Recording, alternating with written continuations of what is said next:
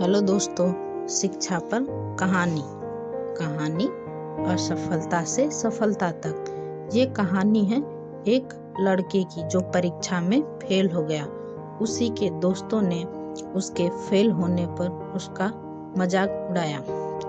लड़का ये सब सहन नहीं कर पाया और अपने घर लौट आया। वो इतना उस विषय में सोचने लगा कि तनाव में डूब गया। माँ बाप ने लड़के को बहुत समझाया, बेटा फेल होना इतनी बड़ी बात नहीं है कि तुम इतने परेशान हो जाओ और आगे के जीवन पर प्रश्न चिन्ह लगा बैठो। जब तक इंसान अच्छे बुरे सफलता असफलता के दौर से नहीं गुजरता तब तक वह जीवन को अच्छे से नहीं समझ पाता है और बड़े काम भी नहीं कर सकता। लेकिन उसे अपने माता पिता की बातों से कोई फर्क नहीं पड़ा और न ही संतुष्टि हुई।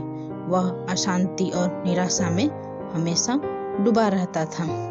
लड़का एक रात खुद को हानि पहुंचाने के इरादे से चल दिया। रास्ते चलते चलते उसे एक बौद्ध मठ दिखाई दिया।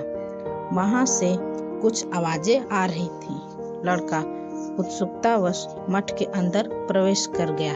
मठ में एक भिक्षु कह रहा था, बहता पानी दूषित क्यों नहीं होता? क्योंकि वह बहता है। उसके मार्ग में आने वाली बाधाएं उसे क्यों नहीं रोक पाती? क्योंकि वह बहता रहता है। पानी की एक बूंद झरने से नदी में, नदी से महानदी और फिर समुद्र कैसे बन जाती है? क्योंकि वह बहता है। इसलिए मेरे दोस्तों, आप भी कभी रुको मत, बहते रहो। कुछ असफलताएं आती हैं पर तुम उनसे घबराओ मत।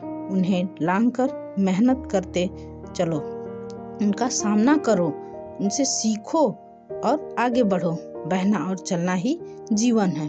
असफलता से घबराकर रुक गए तो उसी तरह सड़ जाओगे जैसे रुका हुआ पानी सड़ जाता है।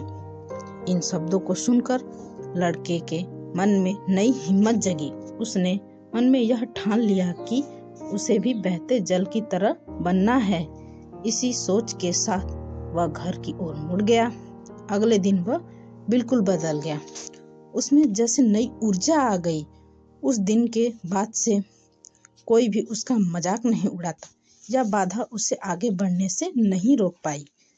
इस कहानी से हमें ये सीख मिलती है, असफलता भी सफलता की सीढ़ी है।